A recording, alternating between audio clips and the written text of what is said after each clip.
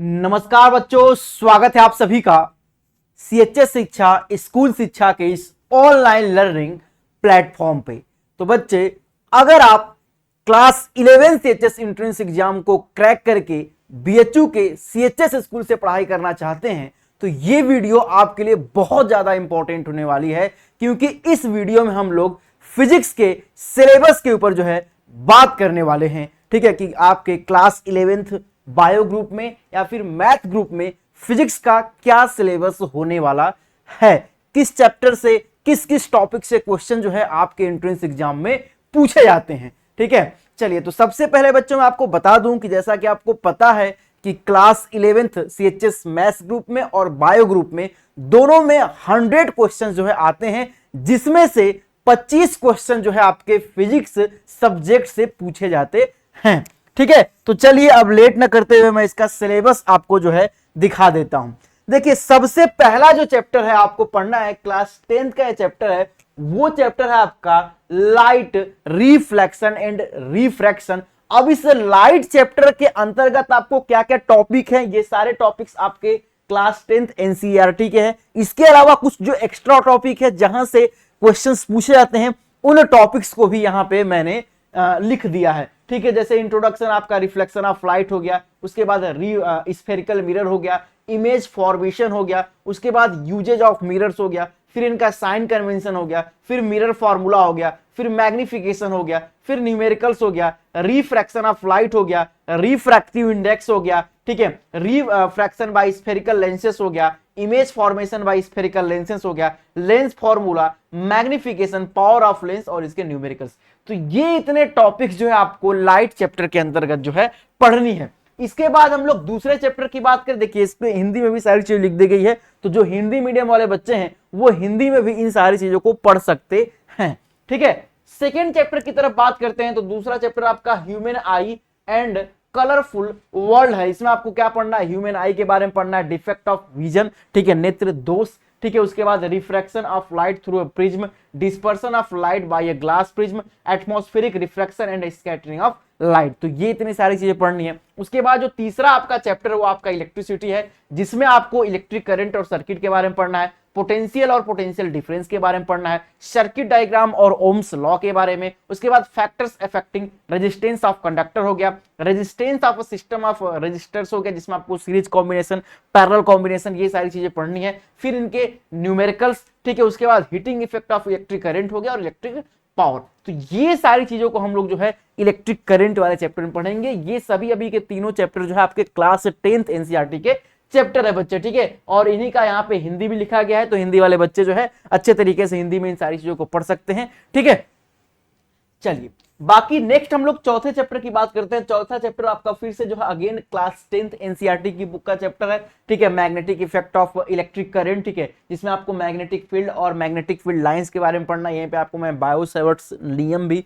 पढ़ाऊंगा। ठीक है, उसके बाद magnetic field due to current carrying conductor हो गया। ठीक है, उसके बाद राइट हैंड थंब रूल हम लोग यहाँ पे पढ़ेंगे। ठीक है, उसके बाद मैग्नेटिक फील्ड ड्यू सोलेनॉइड की बात करेंगे। ठीक है, और सोलेनॉइड की वजह से कैसे मैग्नेटिक फील्ड लाइंस बनती हैं, उन सभी को भी यहाँ पे हम लोग ड्रॉ करेंगे। ठीक है, उसके बाद अगर किसी करंट कैरिंग कंडक्टर को आप मैग्नेटिक फील्ड के अंदर रख देते हैं तो उसके ऊपर कितना फोर्स लगेगा, ये सब बातें भी हम लोग यहाँ पे करने वाले हैं। उसके बाद डोमेस्टिक इलेक्ट्रिकल सर्किट्स के बारे में जो है यहाँ पे हम लोग बातें करेंगे। तो ये सारी चीजें आपको किसमें पढ़नी है, तो magnetic effect of electric current के अंतर्गत पढ़नी है। तो ये आपका 10th का चैप्टर था। आगे आपका 9th का एक चैप्टर है बच्चे, मोशन, जिसको आप लोग 9th में पढ़े होंगे। मोशन में हम लोग क्या पढ़ेंगे, सबसे पहले मोशन के बारे में पढ़ेंगे। उसके बाद ठीक है, मोशन के रेट को मेजर करने वाली चीजें, जिसमें कौन कौन सी चीजें हैं, जैसे आपका डिस्टेंस हो गया, आपका डिस्प्लेसमेंट हो गया, आपकी स्पीड हो गई, आपकी वेलोसिटी हो गई, आपकी एवरेज वेलोसिटी हो गई, एवरेज स्पीड हो गई। ठीक है, तो इन सभी चीजों को जो है हम लोग यहाँ पे डिस्कस करेंगे बच्चे। ठीक है, और उसके बाद इन सभी के ऊपर हम लोग यहाँ पे इनके न्यूमेरिकल्स जो है यहाँ पे सॉल्व करेंगे।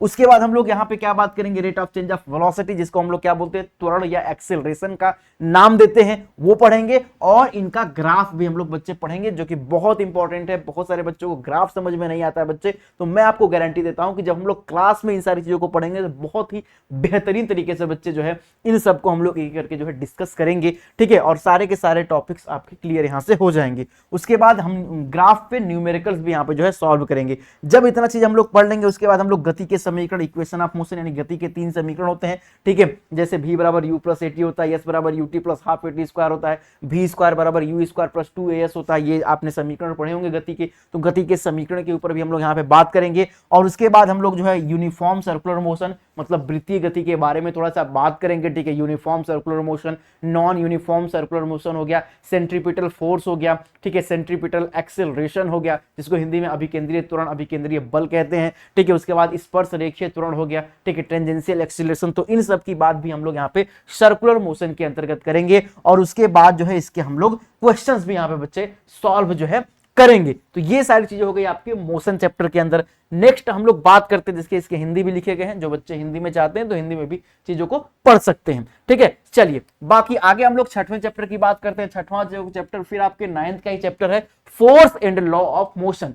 Force and law of motion में सबसे पहले इसका इंट्रोडक्शन देखेंगे, उसके बाद हम लोग बैलेंस और अनबैलेंस, संतुलित और असंतुलित बल के बारे में देखेंगे। उसके बाद हम लोग गति का पहला नियम, ठीक है, फर्स्ट लॉ ऑफ मोशन जिसको हम लोग जड़त्व का नियम भी कहते हैं, लॉ ऑफ इनर्शिया भी कहते हैं, जिसको हम लोग गैलीलियो का नियम भी कहते हैं। इस लॉ ऑफ इनर्शिया में 3 प्रकार की होती है, ठीक है। एक होता है इनर्शिया ऑफ रेस्ट, एक होता है इनर्शिया ऑफ मोशन, एक होता है इनर्शिया ऑफ डायरेक्शन, गति का जड़त्व, विराम का जड़त्व, दिशा का जड़त्व। तो इन सब चीजों को भी हम लोग यहाँ पे बात करेंगे बच्चे, ठीक है। इनर्शिया यहाँ पे लिख भी गया, इनर्शिया एंड मास के बारे में, ठीक है। उसके बाद हम लोग बात करेंगे दूसरा, ठीक है, second law of motion, Newton का द्वितीय नियम, ठीक है, F बराबर m में होता है या F बराबर delta p by delta t होता है। यहीं पे हम लोग मोमेंटम की बात करेंगे, यहीं पे आपसे मैं इंपल्स की बात करूंगा, संवेग, आवेग, ठीक है। उसके बाद संवेग संरक्षण का सिद्धांत क्या होता है, ठीक है। इन सब चीजों के ऊपर बच्चे जो है हम लोग इस चैप्टर में बात करेंगे और इनके क्वेश्चंस भी हम लोग यहाँ पे करेंगे। उसके बाद हम लोग third law of motion, Newton की गति का तीसरा नियम पढ़ेंगे कि प्रत्येक क्रिया के बराबर परंतु विपरीत में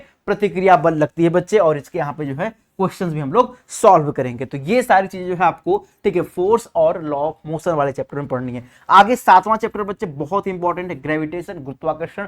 गुरुत्वाकर्षण में हम लोग यहाँ पे सबसे पहले बात करेंगे यूनिवर्सल लॉ ऑफ ग्रेविटेशन, ठीक है, गुरुत्वाकर्षण का यूनिवर्सल नियम जिसे F बराबर capital G m1 m2 upon में r स्क्वायर जिसे न्यूटन साहब ने जो है दिया था बच्चे, ठीक है। उसके बाद फ्री फॉल, ठीक है। उसके बाद इसके हम लोग क्वेश्चंस भी यहाँ पे सॉल्व करेंगे। फिर हम लोग द्रव्यमान और भार के बारे में पढ़ेंगे, मास एंड वेट के बारे में। जैसा कि आपको पता भी है कि मास हर जगह नियत रहती है, जबकि वेट जो है बच्चे अलग अलग जगहों पे चेंज हो जाता है, क्योंकि ये जो वेट होता है यह ग्रेविटी के ऊपर डिपेंड करता है और ग्रेविटी का मान जगह जगह पे चेंज हो जाता है, ठीक है। उसके बाद वेट ऑन मून और इसके न्यूमेरिकल्स भी बच्चे यहाँ पे हम लोग करेंगे। उसके बाद थ्रस्ट और प्रेशर, यहीं पे बच्चे हम लोग थ्रस्ट और प्रेशर, ठीक है, उत्प्लावक और दाब के बारे में बात करेंगे। फिर इनके हम लोग क्वेश्चन सॉल्व करेंगे, ठीक है। उसके बाद किसी लिक्विड के अंदर कैसे प्रेशर अप्लाई होता है, P बराबर H रो G का, और बायोन्सी फोर्स के बारे में बच्चे यहाँ पे हम लोग बात करेंगे, उत्प्लावक, ठीक है। और यहाँ पे आर्किमिडीज सिद्धांत के बारे में जो है बात होगी बच्चे, ठीक है। तो इतनी सारी चीजें जो है आपको ग्रेविटेशन चैप्टर के अंतर्गत जो है बच्चे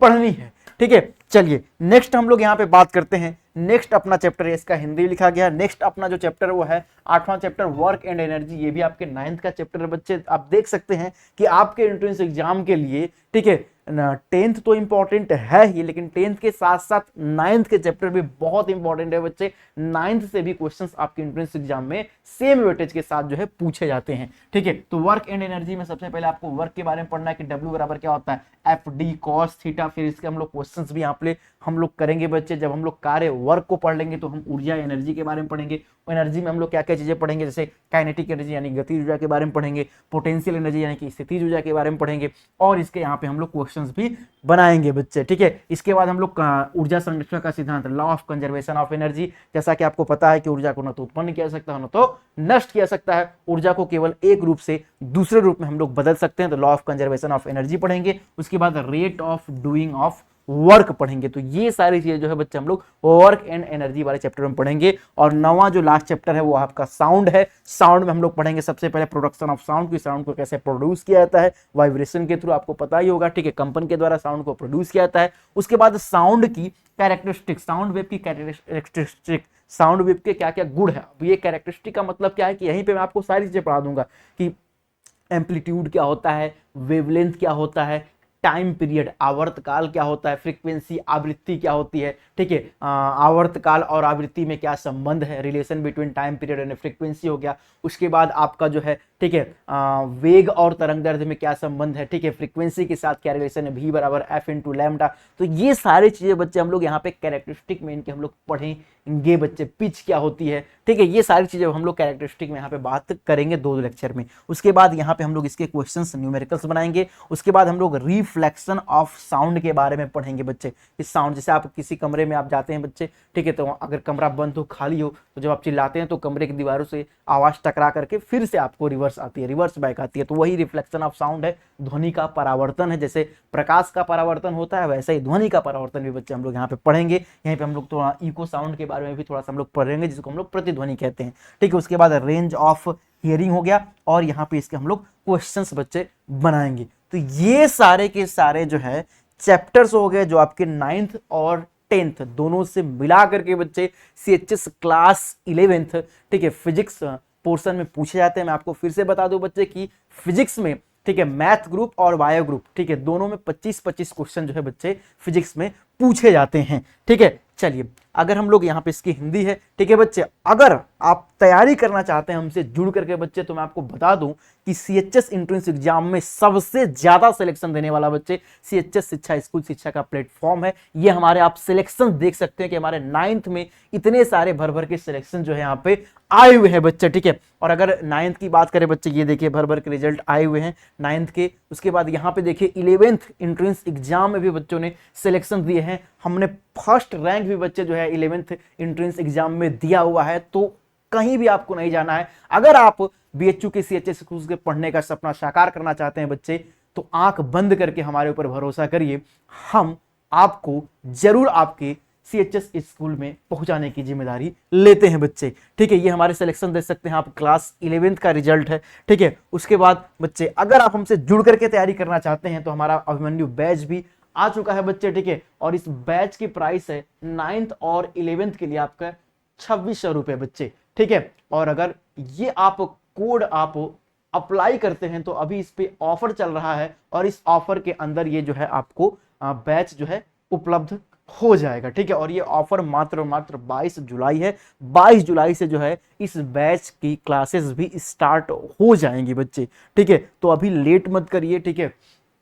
अभी आपके पास 1-2 दिन का समय है, जल्दी से बैच को ज्वाइन कर लीजिए, क्योंकि 22 जुलाई से आपकी क्लासेस स्टार्ट हो जाएंगी। तो फिर अगर लेट ज्वाइन करेंगे तो आपकी क्लासेस छूट जाएंगी, भले वो रिकॉर्डेड फॉर्म में आपको सारी चीजें मिल जाएगी, ठीक है। यहाँ पे देखिए फीचर्स क्या है कि आपको सारी की सारी जितनी भी क्लासेस चलेंगी वो सभी की सभी क्लासेस आपकी लाइव क्लासेस चलेंगी, और क्लास का नोट्स भी आपको प्रोवाइड कर दिया जाएगा। डेली का डेली आपको DPP टेस्ट दिया जाएगा विथ सॉल्यूशन, ठीक है। उसके बाद चैप्टर वाइज और फुल मॉक टेस्ट मिलेगा, स्पेशल डाउट सेशन रहेगा बच्चे, और उसके बाद प्रीवियस ईयर पेपर का सॉल्यूशन मिलेगा, और एक स्पेशल व्हाट्सएप नंबर रहेगा जिसपे आपको फॉर्म फिलिंग से लेकर के काउंसलिंग तक की सारे गाइडेंस आपको सपोर्ट यहां पे दिया जाएगा बच्चे, ठीक है। चलिए, तो इस वीडियो में इतना ही। बाकी आप कमेंट करके बताइए कि क्या आप हमारे अभिमन्यु बैच को ज्वाइन किए हैं, और क्या आप 22 जुलाई से होने वाली क्लास के लिए एक्साइटेड है बच्चे। अगर एक्साइटेड है तो इसे भी कमेंट करके बताइएगा। मिलते हैं आपसे अगली वीडियो में, तब तक के लिए धन्यवाद।